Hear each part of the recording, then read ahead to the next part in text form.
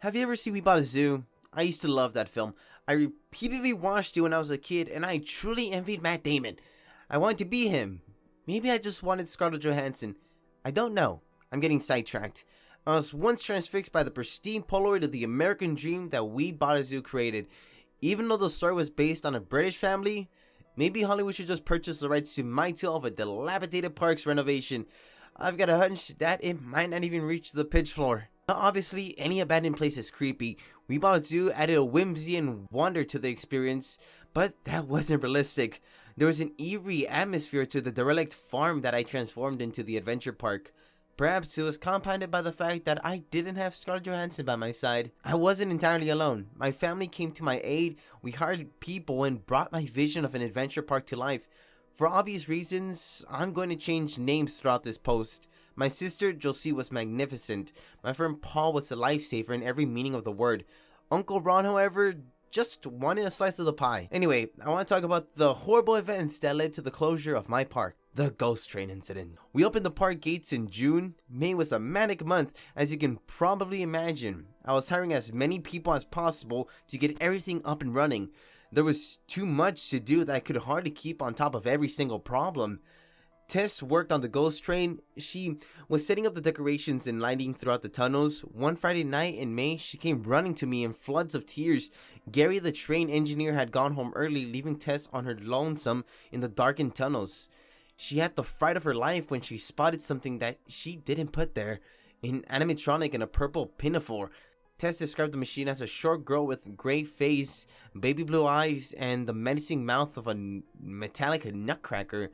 It was nearly 10 in the evening, and I was too tired to deal with yet another issue. Some of the other late-night workers teased Tess, and I admitted that I thought she just might have gotten confused. I assumed that another member of staff had just installed the animatronic. Begrudgingly, a few of us accompanied Tess to the ghost train tunnels, and we were unsurprised to find no sign of the mechanical ghoul. The girl was distraught, and I originally thought that was due to the insistent mocking from her coworkers. But Tess told me something after the others had left. She said that animatronic spoke. The mechanical girl said things that only Tess knew about herself. The machine made callous remarks, but its comments soon escalated to terrible threats. That was what had shaken Tess up. I told her it was probably just a horrible prank from one of her coworkers. She didn't come into work the next day. Nobody could get in contact with her. We just assumed the girl had quit without saying anything. I feared the financial burden of a harassment lawsuit due to the workplace bullying, but what actually happened was worse. The following day, Tess's mother came into the office and spoke to Paul. He later told me that her daughter had been missing since Friday night.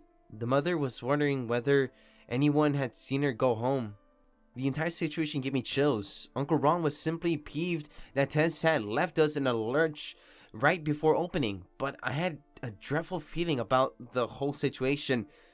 That sickening pit in my stomach was only deepened by Paul's incessant comments about the farm being built on unhallowed ground. Old local tales. He had warned me not to purchase the abandoned land. I explored the ghost train ride for clues for the girl's disappearance. I didn't find Tess, but I found something that was perhaps much worse.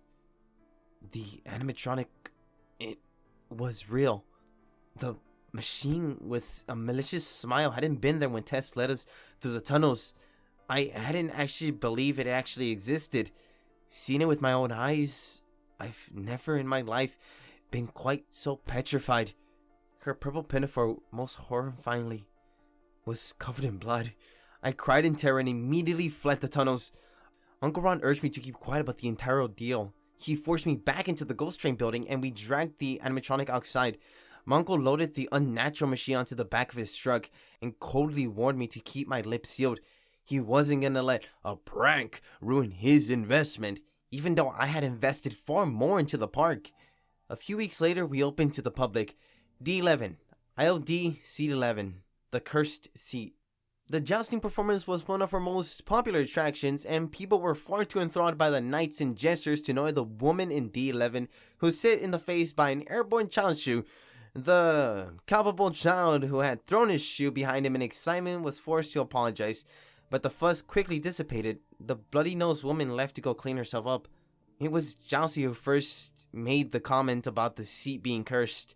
The following week, we faced a slightly more serious incident. D11, young boy vitally choked on his sandwich. Fortunately, somebody dislodged the food item, but the boy's ribs were broken in the midst of the commotion.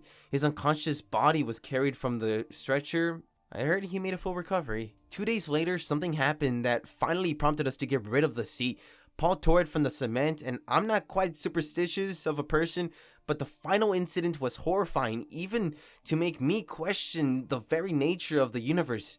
Sitting in D11 was a young man who was perfectly healthy according to the reports in the local rumors. Suffered a fatal heart attack. Coroners had little to say, allegedly. These things happen. They happen far too often in D11. Blind spot. This was a penultimate event to the tragedy that led to the closing of my park. 2 children went missing on an obstacle course in the woods. Nobody's sure how they could have possibly vanished. There were so many people around. The woods were fenced as the entire park. The 2 boys simply slipped between some trees and were never seen again. In the leafstone clearing in which they disappeared, we found something inexplicably dreadful. 2 child-sized mannequins lay on the ground. They were wearing the clothes of the missing children. The Blueberry Man. This is something therefore that only came to light after the park's closure, and it certainly sparked a serious quest. Many people still link this incident to the tragedy of the missing children from the obstacle course. I'm not sure about that. It certainly is a terrible story though. The Blueberry Man was not a member of my staff. My employees and I first became aware of the existence when the children started to excitedly gush about the delicious blueberry ice cream and even blueberry pies that they had enjoyed at our park. At first, I would chuckle at the bizarreness of the comments. We didn't sell blueberry products of any kind. Yes, you do, one kid told me. The Blueberry Man stand is behind the padding farm. Members of the staff tirelessly searched for this illegal stand, but nobody ever found the Blueberry Man behind the farm. Weeks later, after the park closed, a man was arrested for the kidnapping and murder of a child in his basement, alongside a corpse that was mutilated beyond recognition. There were tubes of blueberries in a small fridge. What truly haunts me is that one of the responding officers, who is a friend of mine, said that the man blubbered and insisted it wasn't his fault. He said something in the woods made him do it, something old. The park closed as the result of the many horrifying incidents. I'll post about the other terrible things that happened. That being said, I don't know whether I have the courage to tell the tale of the straw that broke the camel's back. I'm also not sure you would want to know it.